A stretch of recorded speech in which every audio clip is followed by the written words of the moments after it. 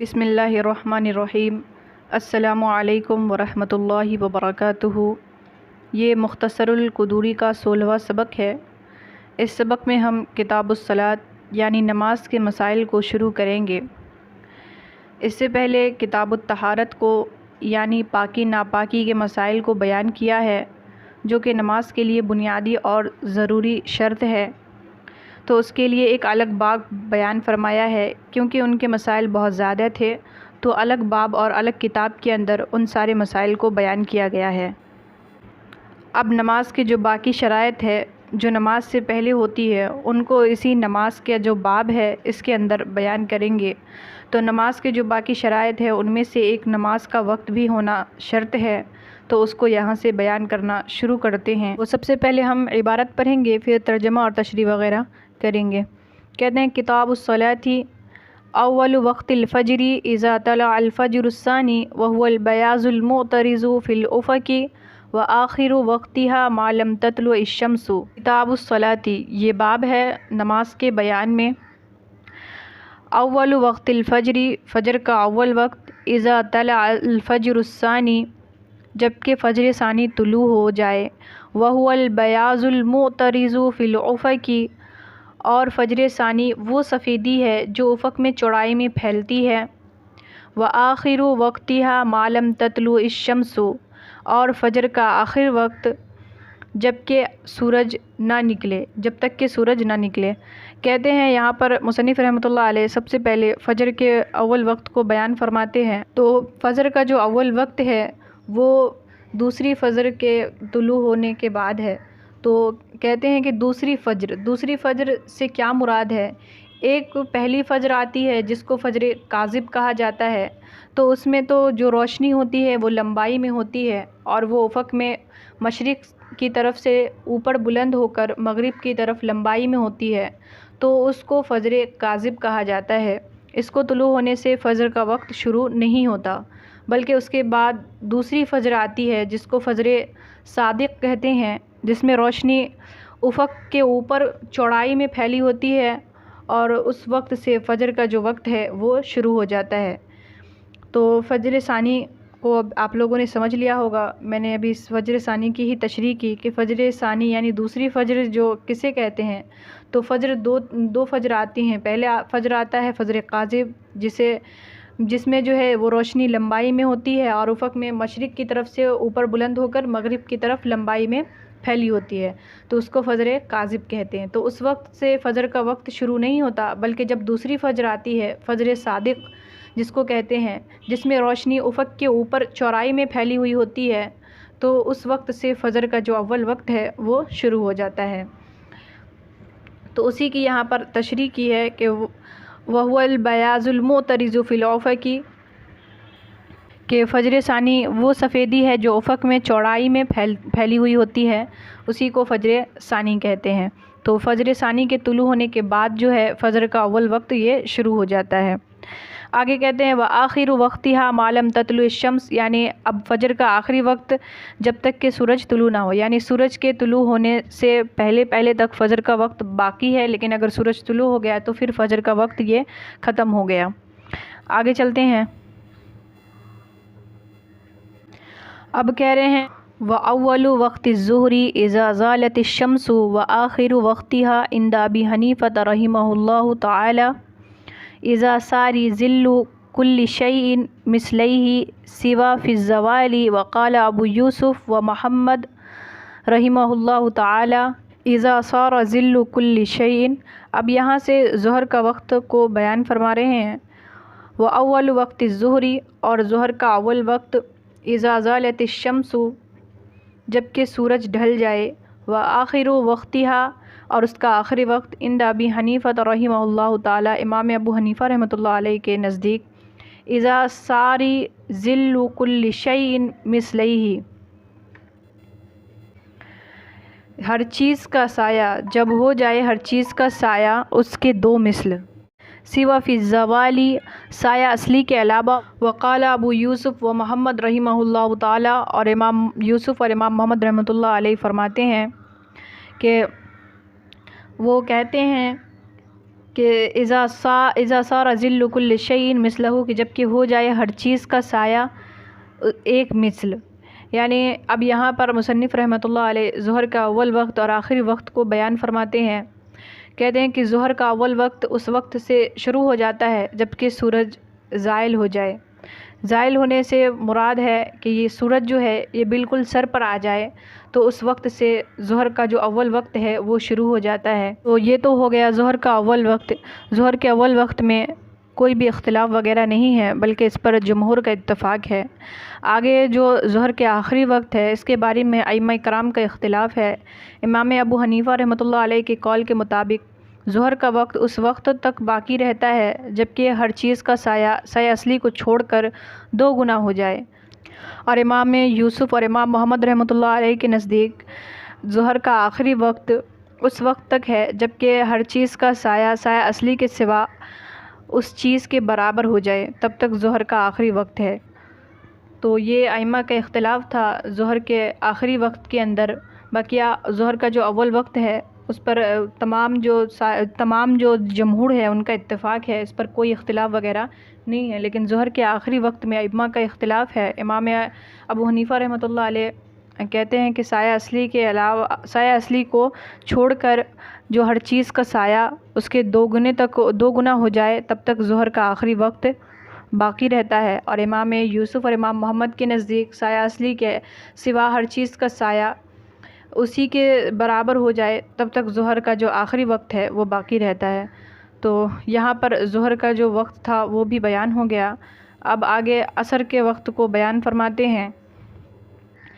کہہ رہے ہیں کہ وہ اول وقت عصری اذا خرج وقت الظہر علی القولین و آخر وقتها ما لم تغرب الشمس.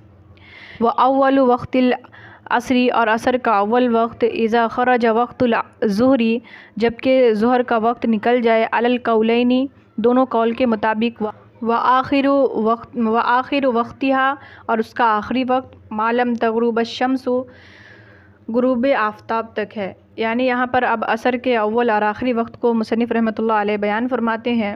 اور عصر کا جو اول وقت ہے وہ ظہر کے وقت کے نکل جانے کے بعد سے شروع ہو جاتا ہے، اور دونوں قولوں کے مطابق یعنی علی القولین کا جو لفظ آیا یہاں پر اس سے مراد جو اوپر ہم نے اختلاف پڑھا تھا ائمہ کا، امام ابو حنیفہ رحمۃ اللہ علیہ کا اور امام یوسف اور امام محمد رحمۃ اللہ علیہ کا، ان دونوں کے قول کے مطابق ظہر کا جو وقت ہے وہ نکل گیا ہے، تو اس کے بعد سے عصر کا اول وقت یہ شروع ہو جاتا ہے.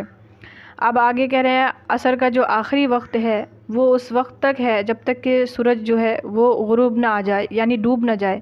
سورج کے ڈوب جانے کے بعد عصر کا وقت جو ہے وہ ختم ہو جاتا ہے، اور سورج کے ڈوبنے سے پہلے تک عصر کا وقت یہ باقی رہتا ہے. تو یہاں پر عصر کا وقت بھی مکمل ہو گیا. اب یہاں سے مغرب کے وقت کو بیان فرما رہے ہیں. کہتے ہیں وہ اول وقت المغربی اذا غربت الشمس و آخر وقتها ما لم تغب الشفق وهو البياض الذي يرى في الأفق بعد الحمرة عند أبي حنيفة رحمه الله تعالى وقال أبو يوسف ومحمد رحمه الله تعالى وهو الحمرة. کہتے ہیں وہ اول وقت المغربی، اور مغرب کا اول وقت جب آفتاب غروب ہو جائے یعنی سورج جو ہے وہ ڈوب جائے، وہ آخر وقتها اور اس کا آخری وقت ما لم تغب الشفق جب تک کہ شفق غائب نہ ہو، وهو البياض الذي اور شفق وہ سفیدی ہے، الذي يرى في الافق جو دکھائی دے افق میں، بعد الحمرتی لالی کے بعد، عند ابی حنیفہ رحمہ اللہ تعالی امام ابو حنیفہ رحمۃ اللہ علیہ کے نزدیک، وقال ابو یوسف و محمد رحمہ اللہ تعالی اور امام یوسف اور امام محمد رحمۃ اللہ علیہ فرماتے ہیں هو الحمرۃ وہ لالی ہے. اب یہاں پر مغرب کے اول اور آخری وقت کو بیان فرماتے ہیں کہ غروب آفتاب کے بعد نماز مغرب کا وقت یہ شروع ہو جاتا ہے، اور مغرب کا آخری وقت اس وقت تک ہے جب تک کہ شفق غائب نہ ہو جائے. اور شفق اس سفیدی کو کہتے ہیں جو افق کے اندر لالی کے بعد دکھائی دیتی ہے. یہ امام ابو حنیفہ رحمۃ اللہ علیہ کے قول کے مطابق ہے، اور امام یوسف اور امام محمد کہتے ہیں کہ وہ لالی ہی ہے، سفیدی نہیں ہے. تو شفق کے تعین کے بارے میں اختلاف ہو رہا ہے۔ ائمہ ثلاثہ اور صاحبین شفق سے شفق احمر مراد لیتے ہیں، اور امام ابو حنیفہ رحمۃ اللہ علیہ شفق سے شفق ابیض مراد لیتے ہیں، اور امام مالک رحمۃ اللہ علیہ بھی شفق سے شفق ابیض ہی مراد لیتے ہیں۔ اب شفق ابیض اور شفق احمر کسے کہتے ہیں؟ تو شفق ابیض کہتے ہیں اس سفیدی کو جو شفق احمر کے بعد آسمان کے کنارے میں نظر آتی ہے، اسے ہی شفق ابیض کہتے ہیں، اور شفق احمر کہتے ہیں اس سرخی کو جو غروب آفتاب کے بعد مغرب کی طرف دکھائی دیتی ہے، اسے ہی شفق احمر کہتے ہیں۔ تو یہی ائمہ کا اختلاف تھا۔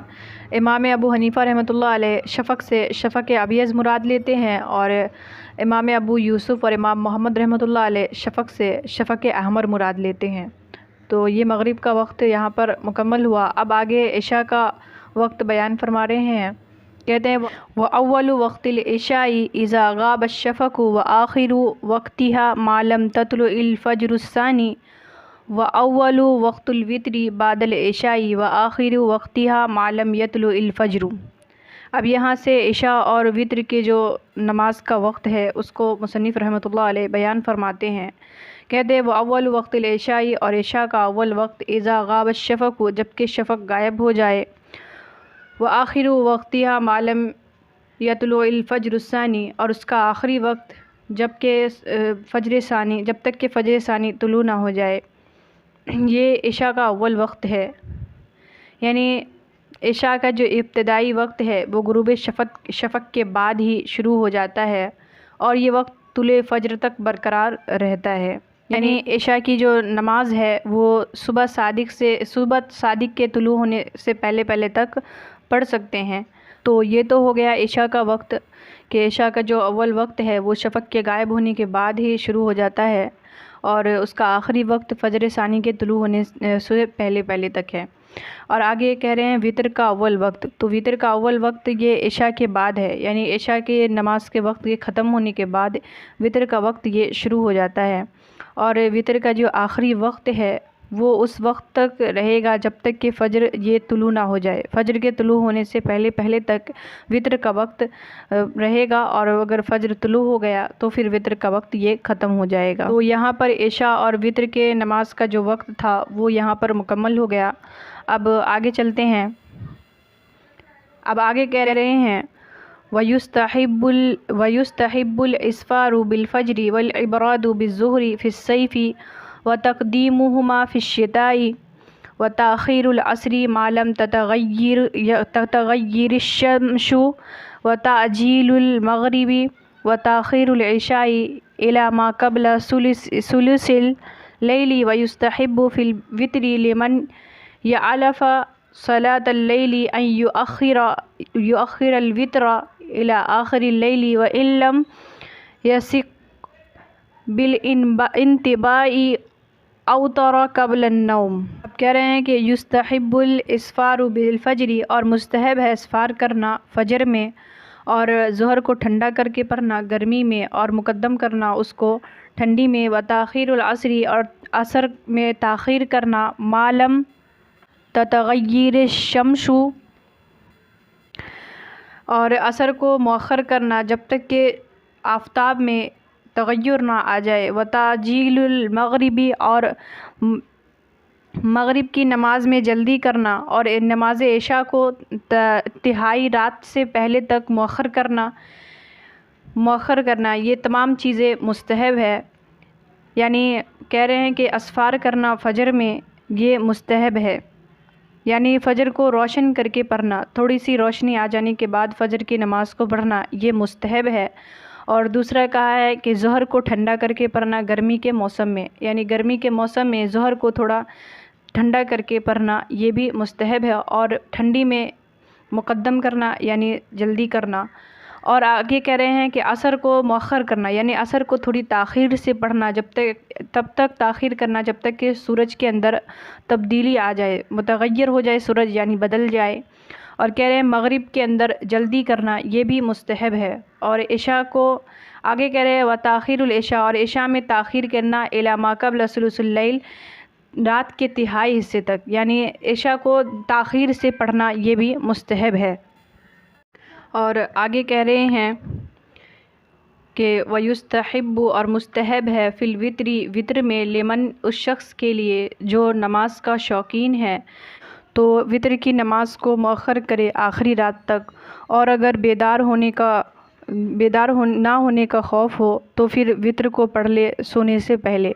یعنی یہاں پر اب وطر کی نماز کے بارے میں بتایا ہے کہ وطر کی نماز کو پڑھنا یہ مستحب ہے۔ اگر کوئی نمازی شخص ہے اور اس کو یہ رات میں جاگنے کی امید ہے کہ وہ جاگ جائے گا، تو پھر اس کو چاہیے کہ وہ رات کے آخری حصے تک وطر کو پڑھے۔